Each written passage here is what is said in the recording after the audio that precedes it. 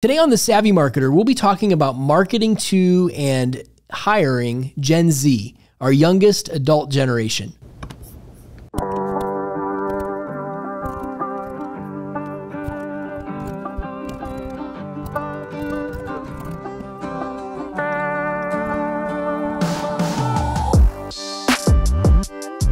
On today's episode of The Savvy Marketer, how can we market to Gen Z effectively? And how can we help them succeed when we hire them on our teams? It starts with understanding how they communicate and how they differ from millennials. But first, a marketing moment. There's a lot of talk about harnessing AI for marketing, and it's going to play a role for sure.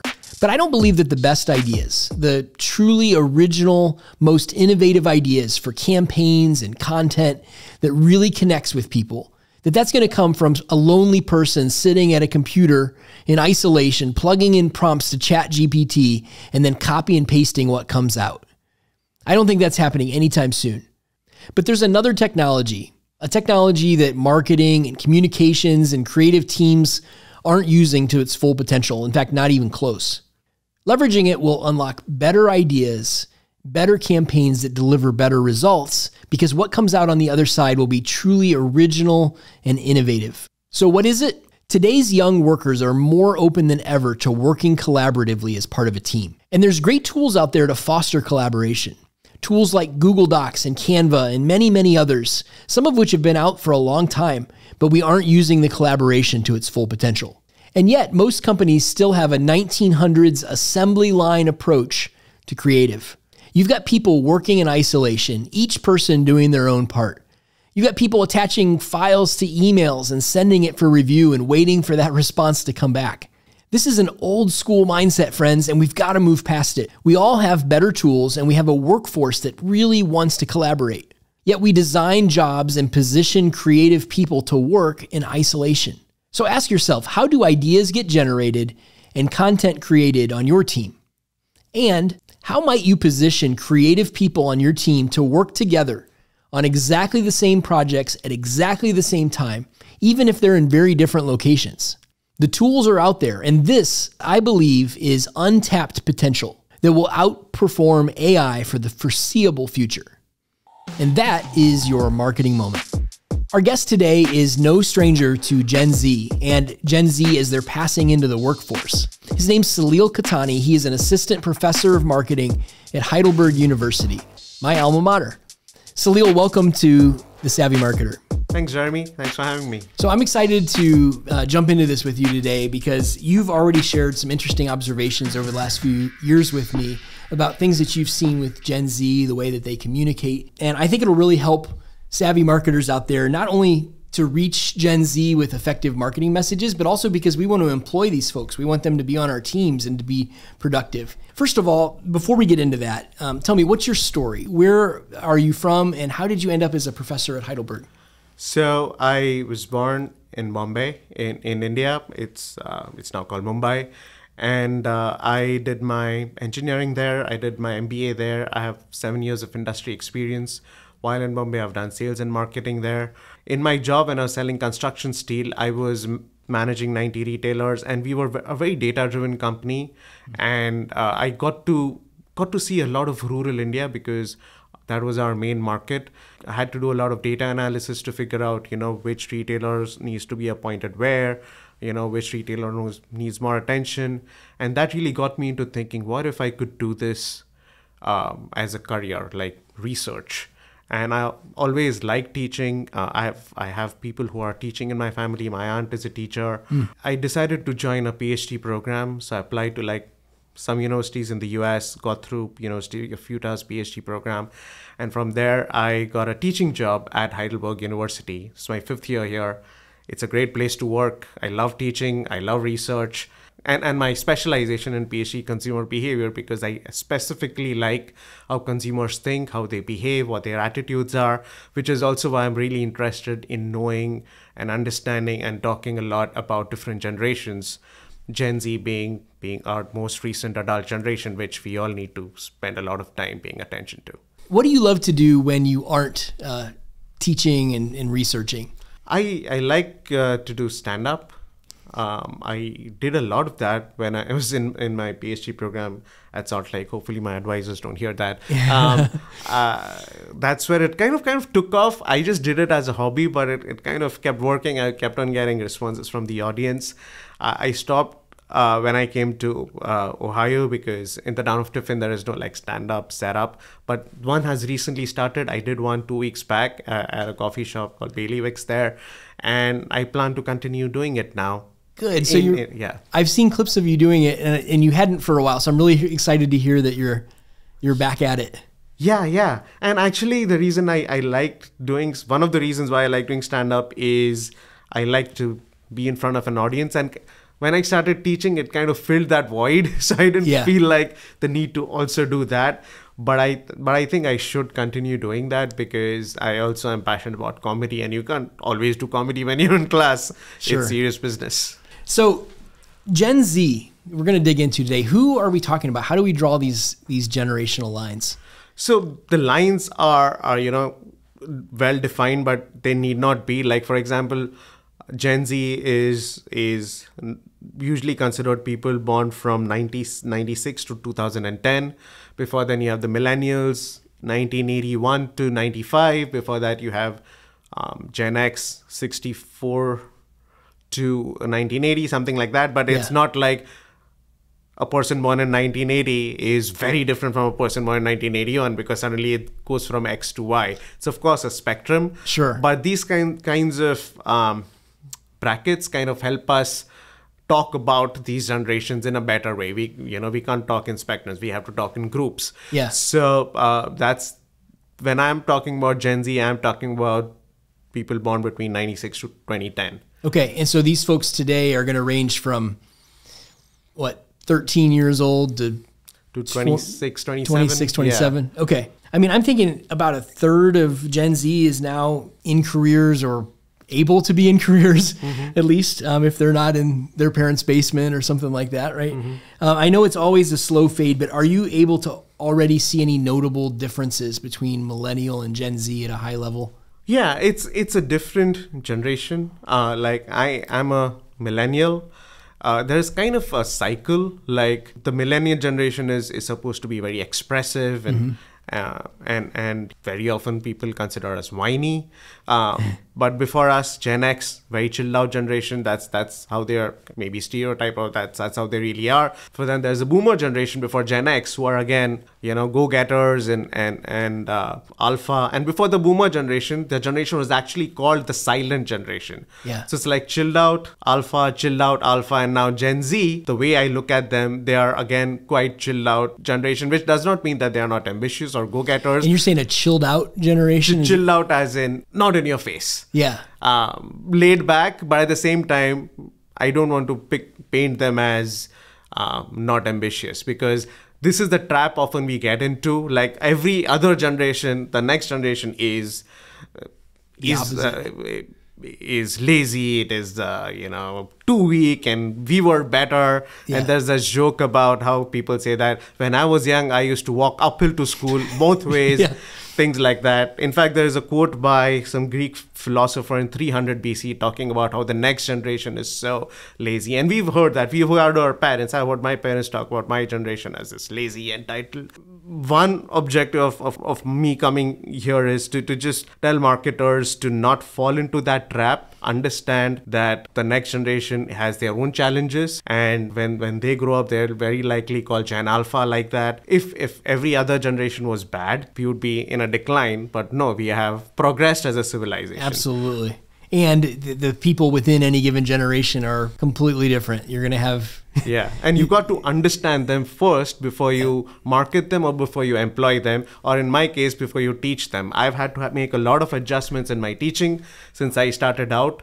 And hopefully I've made those adjustments for the better. You've shared some interesting observations with me in the past about how some folks in Gen Z communicate online. Yes, so they are used to DMing each other. They're used to using GroupMe. It's mainly the cell phone through which they communicate. And when you use DMs or when you use GroupMe, it's very different from using like a professional email. And it's weird that while we were growing up, I've seen an era before the internet and after the internet. And when email came in, we went all in because it was a shiny new object. We would learn everything about email. We learned everything about whatever was out there, Excel, PowerPoint, and all that. And now Gen Z needs to be taught all those things. We also had to teach all that to they would know it instinctively, but yeah, they use it differently. They use it differently. I've had, and this is not to throw my students under the bus or make fun of them, but these are still funny incidents.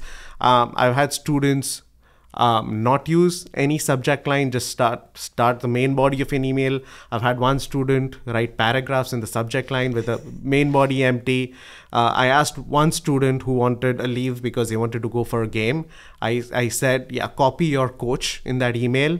So I thought he'll write that in the CC column, but he just copy pasted the coach's name in the bottom. And I was like, I asked you to copy. He said, I copied it. Then I asked him, no, CC it. What is CC?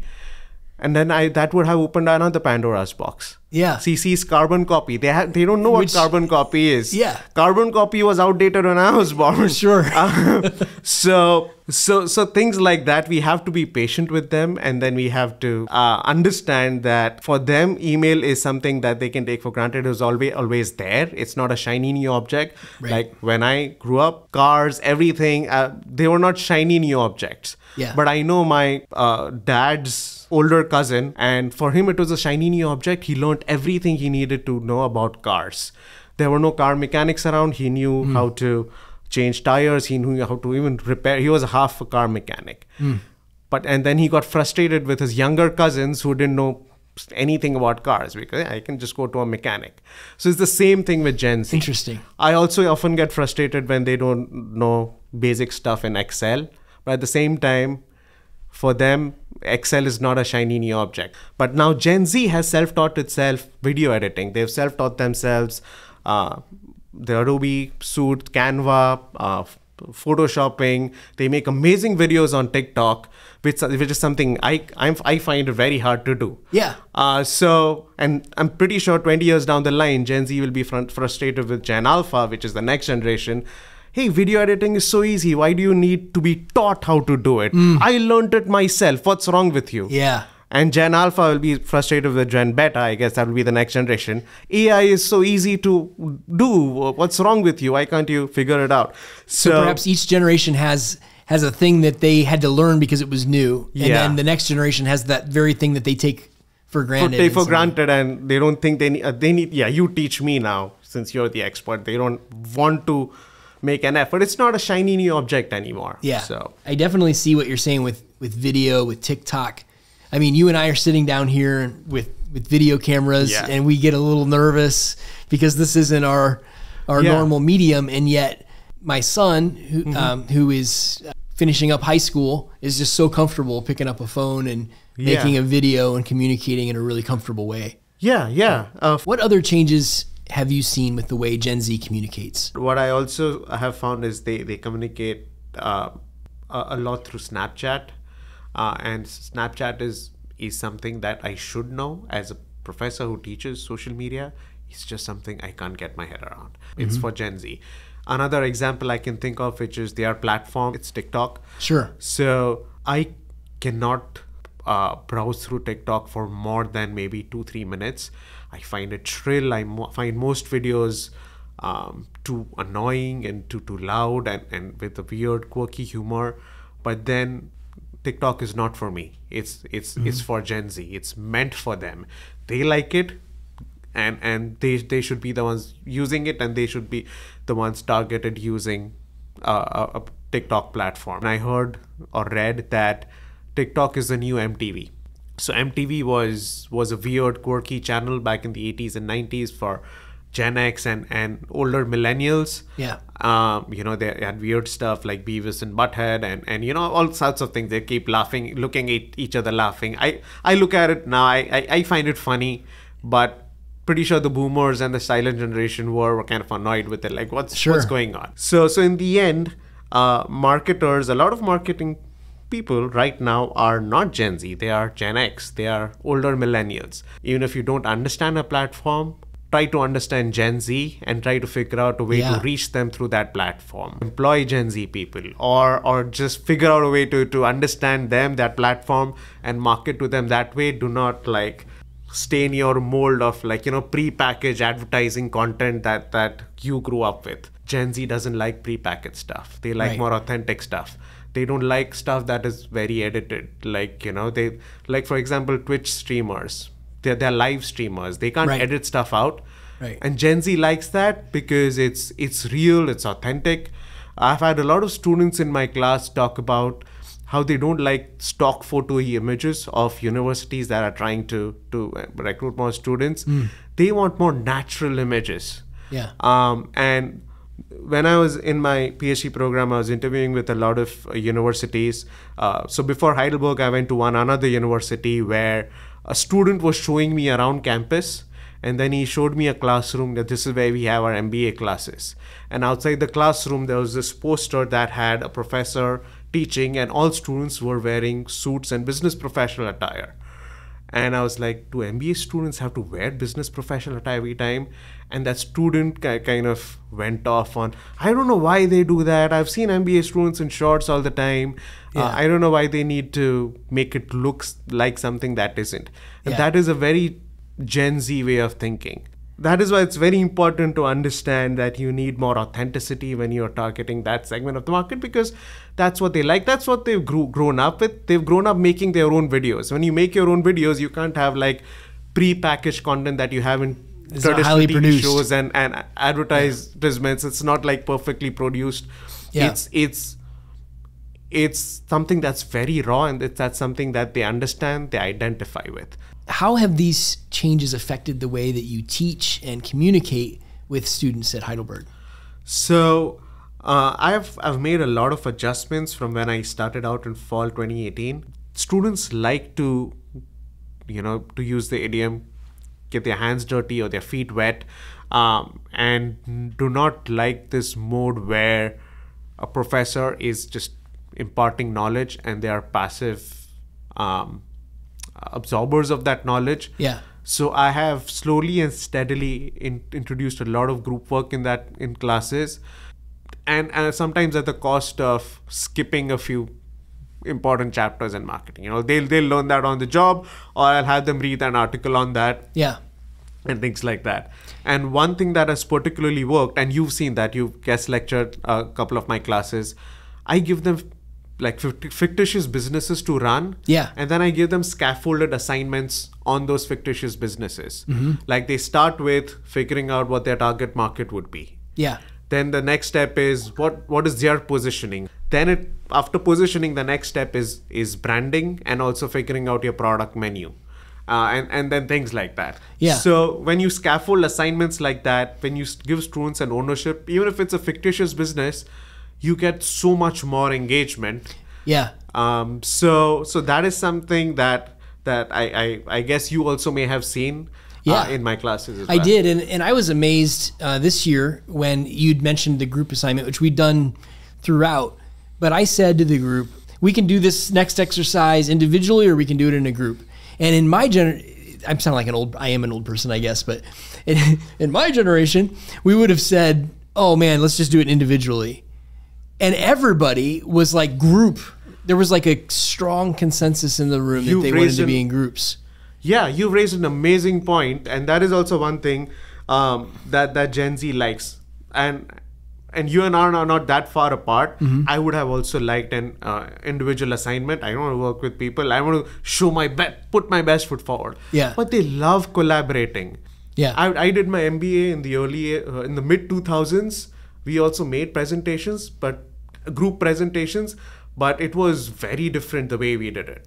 One person was in charge of slides, the other person was in charge of content, the third was in charge of research. We had to email each other presentations, work on it. We couldn't do it simultaneously at the same time online. It was something that we had never thought of. But that is something they love doing. So at Heidelberg University, we are introducing a new majors. I was in charge of designing the marketing major. Traditionally, marketing has had like a very distinct compartmentalization. There's a marketing person who's in charge of the businessy side of things, And then there is a creative team, usually in an ad agency, that does the creative work and the video editing work and things like that. But now, with content marketing being more and more important, businesses are expecting marketing professionals to have basic video editing skills. Yeah. So that is why in my major, students have to take one compulsory media elective and one another media elective to hone that skills, because I can't impart those skills. I'm not a video editing expert. I'm not a graphic design expert. I can teach them the business side of things, but I think they also need to have the more creative side of things, the more copywriting side of things. Yeah.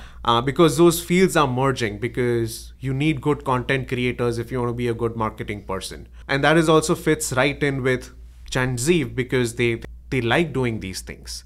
You know, that makes me think of one other thing that I see with Gen Z is that creating content is just a natural, instinctive thing that they do, because it's how they communicate with one another.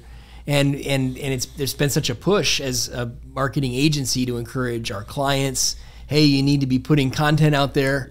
And it's like, it's this thing that doesn't come naturally, but to this young generation, that's what they do, is create content. And it sounds like your new marketing program is equipping them to have all the pieces that they need to create effective content. Exactly, and to be more marketable. What suggestions do you have for employers who are hiring Gen Z? Don't have them start their jobs by having them sit through like 3-day long training sessions where you just talk about your products and things like that.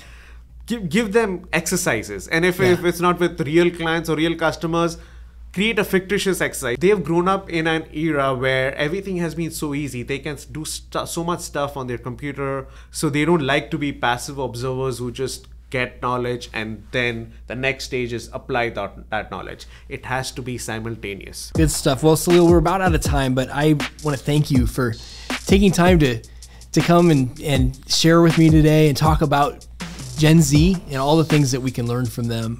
Thanks for being on the show. You're most welcome. And I really enjoyed this show. So thank you for inviting me. If you enjoyed today's episode, I encourage you to like and subscribe to our channel. Also, share this with other people who need to see it as well. Every episode of The Savvy Marketer is brought to you by Spire. We help organizations sharpen their strategy, get the work done, and make it hum. Take your marketing higher with Spire. Thanks for watching.